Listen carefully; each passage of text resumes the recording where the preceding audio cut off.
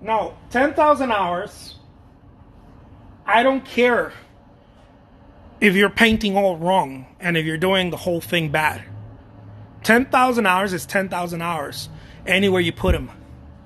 That's like saying that $10,000 doesn't, it's not really $10,000 if it's all ones or if it's all pennies. I don't care what it is. I don't care if it's all hundreds or it's a check or you're using PayPal or you're using pennies or quarters. It's 10,000 fucking dollars anywhere you set it. 10,000 hours is 10,000 hours anywhere you put it. The only thing about the 10,000 hours is that they have to be consistent, meaning every single day, or if it's not every day, if you have a map, if you have a something that you can't do it every day, well, whatever the days are, but don't miss them. It could be 3 days a week, it could be 4 days a week, or it could be 7 days a week. I don't care, but don't miss them. Don't play with them.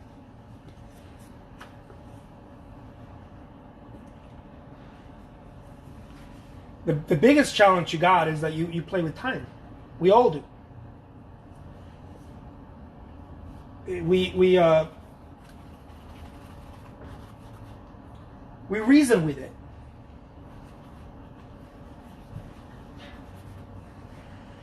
I call it the kiss of death. You start reasoning with time. You start telling yourself, well, maybe I should do this tomorrow. You start reasoning with it, and it's the kiss of death. Like any project, it'll suck the life out of any project that you're trying to do. You're like, man, I should do some Facebook ads. Cool. Do some Facebook ads. You start doing them. You see that you're getting momentum. You see that people are following. You see that people are clicking in your listings or whatever. And then you stop. For some reason, whatever that reason is. Maybe you feel like, nah, I'll start next week. Or you know what? Or you stop painting. And then you feel like, what's the point? I'll do it again when I start painting again. I hope someone gets this. This is probably the most important part of this video. You start zigzagging with activities, and then you do none of them.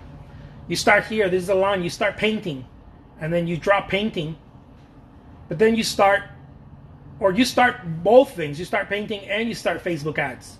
And then you start a podcast or YouTube or whatever. And then here you are. And at some point, your most important activity, which is painting, the one that gives you the energy and the belief of the other activities, whatever they are, Instagram, Facebook, YouTube, finding a gallery, when this one stops, you start killing these ones. And then you're like, oh, you know what? I'll start this one when I get back to that. And you start zigzagging activities. This is zigzagging. You start zigzagging activities. When you start doing that, you're in a hole that no one can get you out of. Only you can get yourself out of that. This is the killer of all momentum. Ceasing to do the main activity will start killing all the other activities.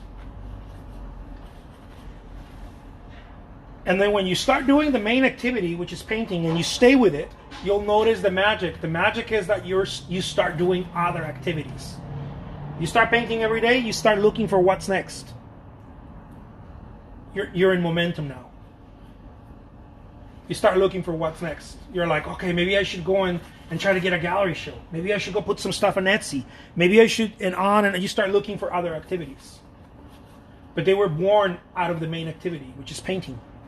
If you're an artist, your main activity is probably painting. But if you play with that activity, you start killing all the other ones. All of a sudden, you don't want to do Facebook. Or you'll do Instagram, but you'll do it every now and then. You'll do Facebook, but you'll do it every now and then. It'll start working for you, and then you'll stop. Because you stopped the main one.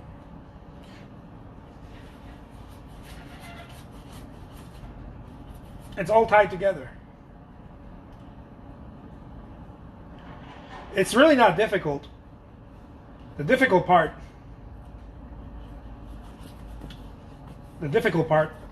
is breaking your breaking your habit, fitting in the activity in there. This is why artists they're like, man, I've been painting for 20 years and I still haven't been able to, get better or make a career out of it or get gallery shows. And it's like, it's because you haven't been painting for 20 years. You started 20 years ago, but you haven't been painting for 20 years. Don't lie to yourself. Don't kid yourself. You started 20 years ago, but you've been zigzagging the entire 20 years.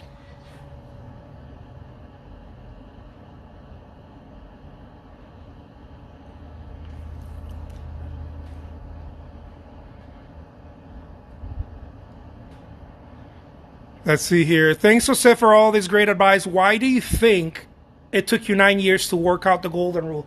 Because I was comfortable.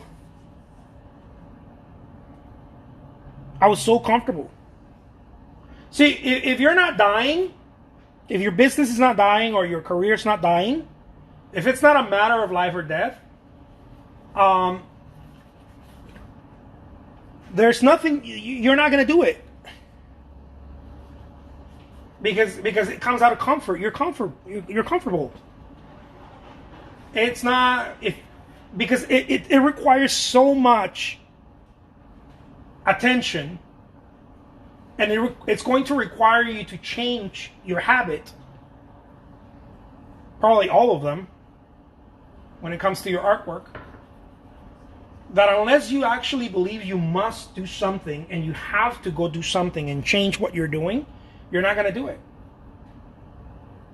Because it's extremely comfortable.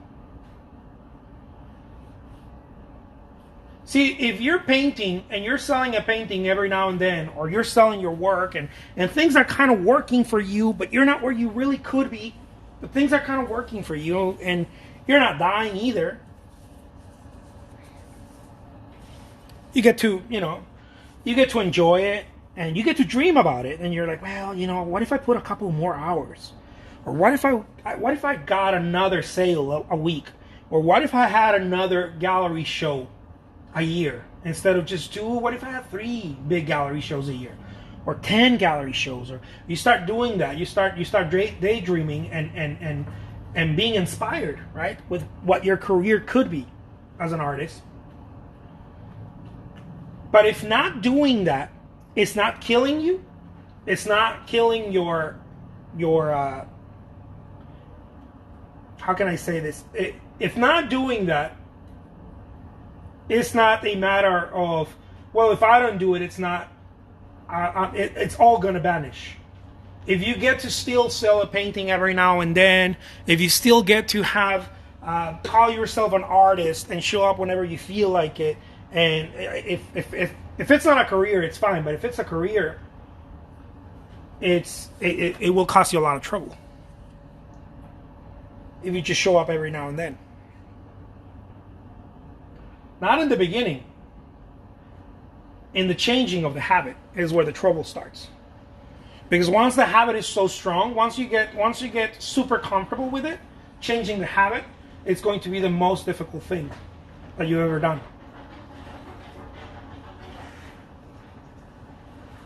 See, because you're going to start reasoning with yourself. You're going to say, well, what's the point? Why should I show up? Why should I show up 2 more hours? What is that going to do? And you can start reasoning with yourself. And all the reasoning is going to be against you. It's not even going to be for you. It's going to be against you.